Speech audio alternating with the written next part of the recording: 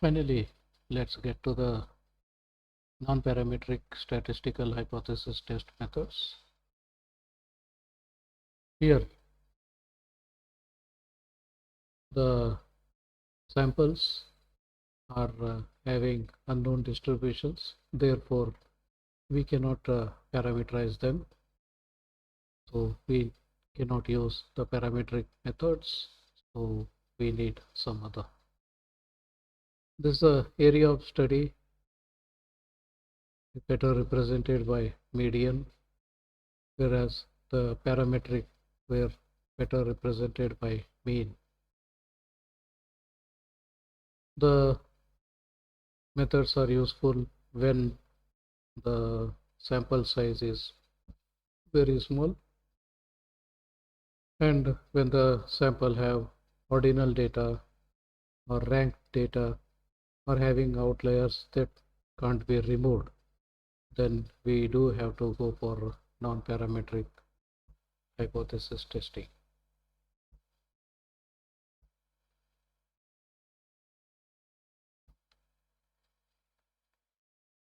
So there are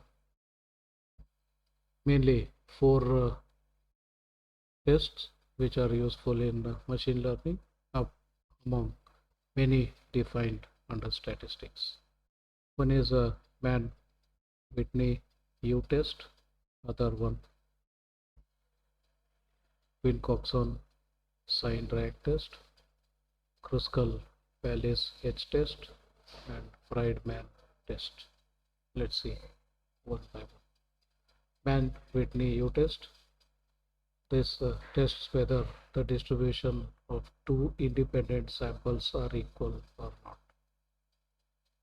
So we are given with two independent samples and checks whether the distribution are same or not. Assumptions, definitely IID is a must, and here each sample can be ranked. The two interpretations. The null hypothesis claims that the distribution of both samples are equal, whereas the alternative hypothesis claims that they are not equal. The Python function is Mann-Whitney U, pass on the two independent samples, data 1, data 2, and it returns back statistics and a p-value. This p-value can be used to either accept or reject the null hypothesis. If p-value is less than or equal to 5%, the null hypothesis is rejected, which means that the distribution of the two samples are not equal. If p-value is greater than 5%, then it is that the null hypothesis cannot be rejected, which means that the two samples have same distribution. So the advantage of using this is you don't have to worry about how the things are done. You just use the Python function. It takes care of all the problems in the background. So that's the advantage. So we don't have to worry about what this test is, how it is done, what all the mathematical background for this and all that. So all the tests we are talking till now, we never bothered about how they are how the p-values are measured and all that.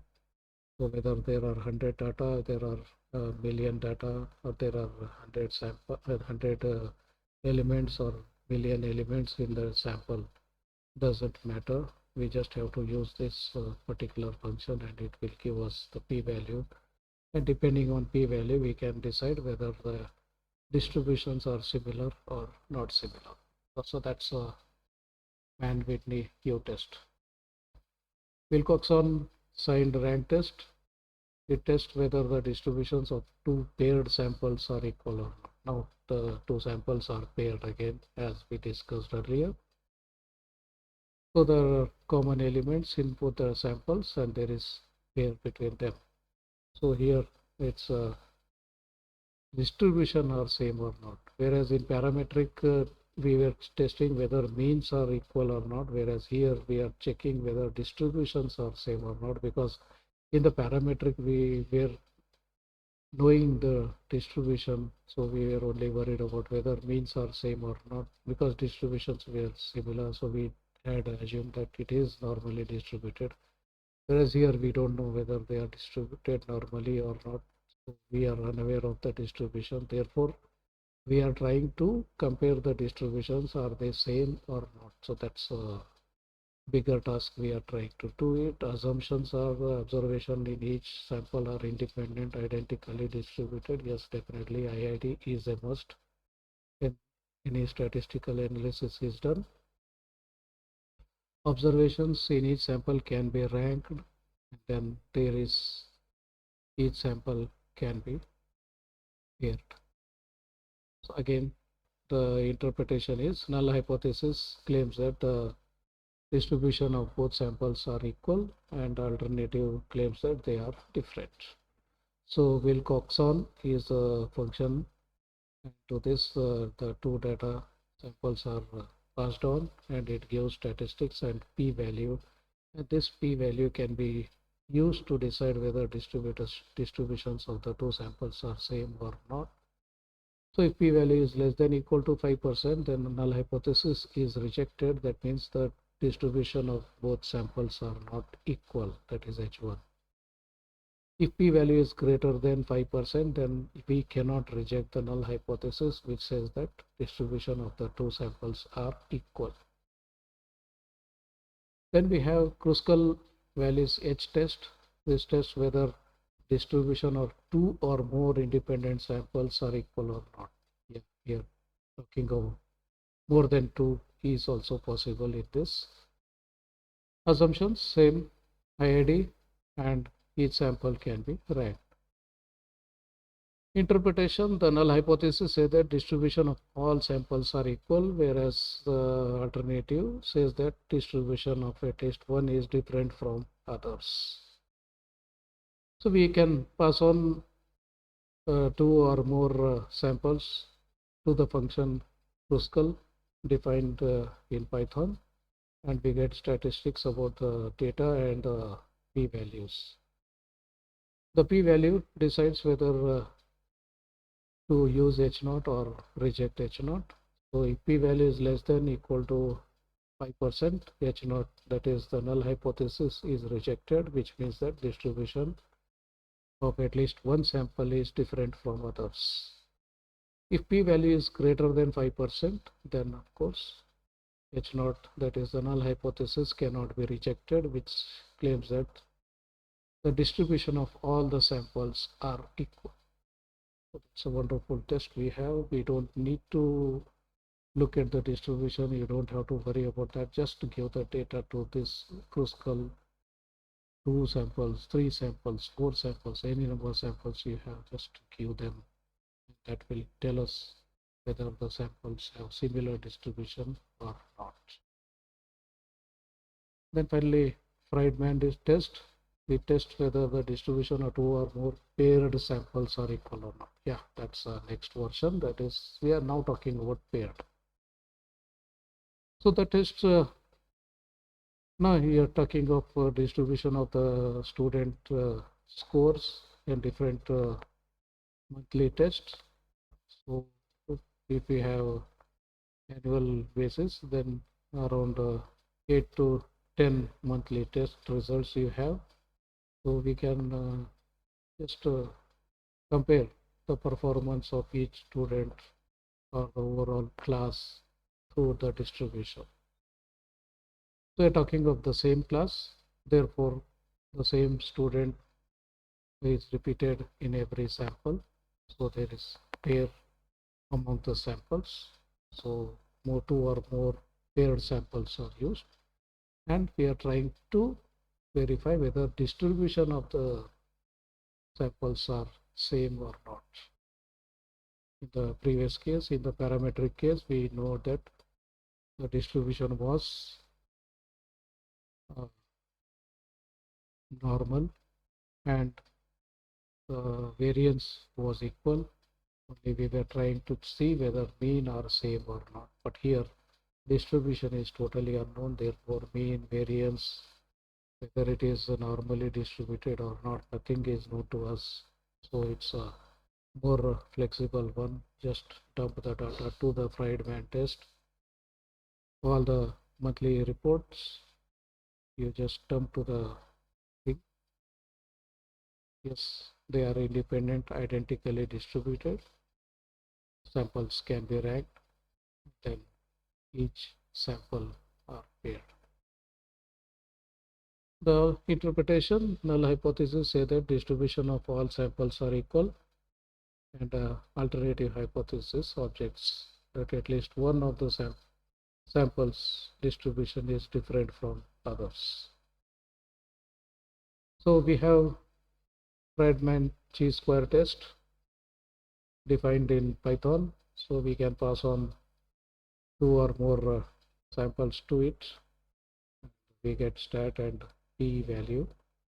This p value is used to either reject the null hypothesis or not to reject the null hypothesis. If p value we get is less than equal to 5%, then we can reject the null hypothesis and claim that at least one of the distribution is different from others.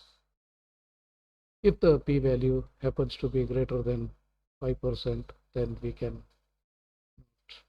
reject the null hypothesis, which means the distributions of all the samples are equal.